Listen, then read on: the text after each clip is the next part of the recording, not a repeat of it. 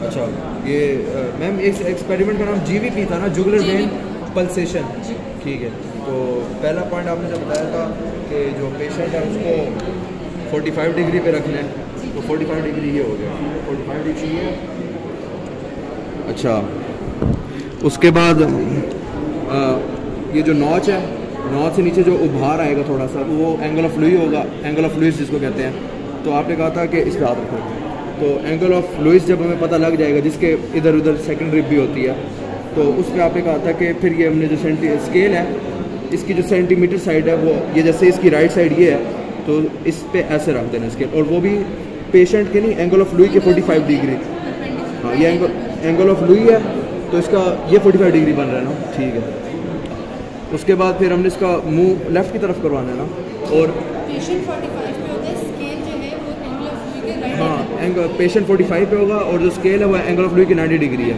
अब पेशेंट का मुंह लेफ़्ट की तरफ करवाना है, और पहले मुड़वा देते हैं, ठीक है, ताकि आप वेन्स देख लें कोई डिस्टेंडेड तो नहीं।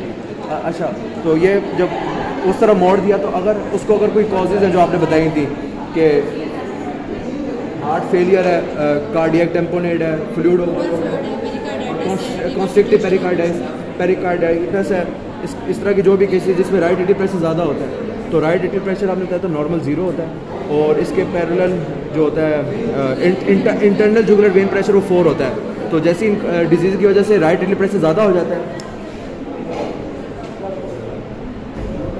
अच्छा, फिर जब राइट एट्रियल प्रेशर जब ज़्यादा हो जाएगा तो नहीं, जब हाँ राइट एट्रियल प्रेशर जब ज़्यादा हो जाएगा तो इंटरनल जुगुलर वेन प्रेशर भी 4 से ज़्यादा हो जाएगा।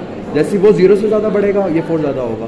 तो उसके बाद फिर आपने बताया था कि जहाँ इंटरनल जुगुलर वेन प्रेशर हमें वो वेन डिस्टेंडेड दिखने लग जाएगी, उस पर आपने कहा था इसका पॉइंटेड नहीं, ये वाला एंड रख देना है, ये वाला एंड उधर आ जाएगा, और पॉइंटेड आपने कहा था कि इसको ऐसे रखना है कि स्केल के 90 डिग्री हो जाए, थोड़ा सा और ऊपर।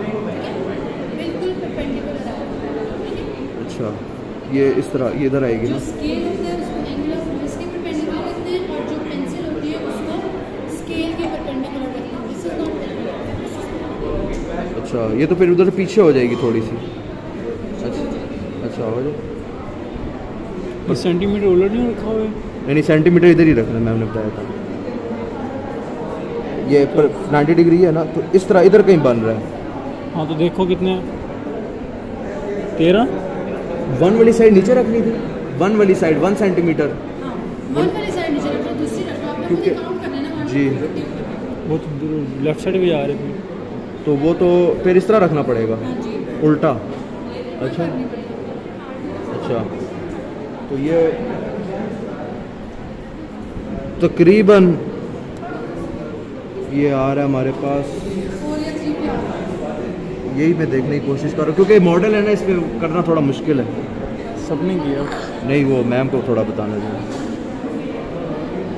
ये मैम एंगल ऑफ, अच्छा मैं मॉडल पे पीछे से कहा था, ऐसे 45 पे कितनी हो गई? ये मैंने सेंटीमीटर पे रखा एंगल ऑफ लुई, ठीक है, 90 डिग्री एंगल, ये 90 डिग्री पे आ गया एंगल ऑफ लुई के। ये मैंने अपनी पेंसिल स्केल के परपेंडिकुलर रख ली, इंटरनल जुगुलर वेन। तो ये मेरे पास क्या आ गया यहाँ, इस तरह, तो ये कितना आ गया 3। यस 3 जो स्केल है वो एंगल ऑफ लुई की, जो स्केल है वो एंगल ऑफ लुई के 90 डिग्री पे रखना है, और जो पेंसिल है वो स्केल के राइट एंगल पे। 3 आ गया, तो आपने कहा था कि 3 आ गया, तो 3 डिवाइडेड बाय 1.36 वाटर।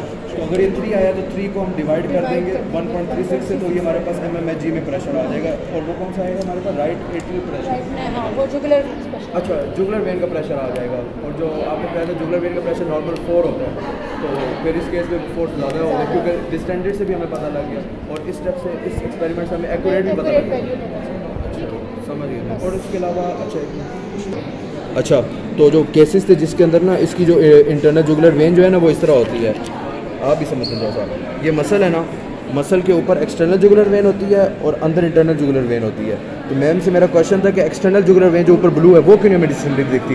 तो उसकी रीज़न मैम ने बताई थी कि एक्सटर्नल जुगुलर वेन की बहुत सी ट्राइब्यूटरीज होती हैं, वेन है ना, बहुत सारी ब्रांचेज होती हैं इसकी, तो उसमें इसका ब्लड चला जाता है। जबकि इंटरनल जुगुलर वेन एक ही ब्रांच आ रही होती है, तो उसके अंदर ब्लड प्रेशर ज़्यादा होता है। तभी आपको ना जब ये केसेस होते हैं, जो भी मैं केसेस के नाम बताऊंगा, इसके अंदर जब राइट एट्रियल प्रेशर जब बढ़ जाता है ना, तो इन दोनों वेन में से सिर्फ इंटरनल जुगुलर वेन नीचे होने के बावजूद, ये स्टर्नोक्लेडाई मसल के नीचे होने के बावजूद प्रेशर हाँ प्रेशर स्टेनो क्लियर मसल के नीचे होने के बावजूद इंटरनल जुगुलर वेन आपको डिस्टेंट डेट दिखती है, और एक्सटर्नल जुगुलर वेन जो ऊपर है मसल के वो फिर भी नहीं दिखती।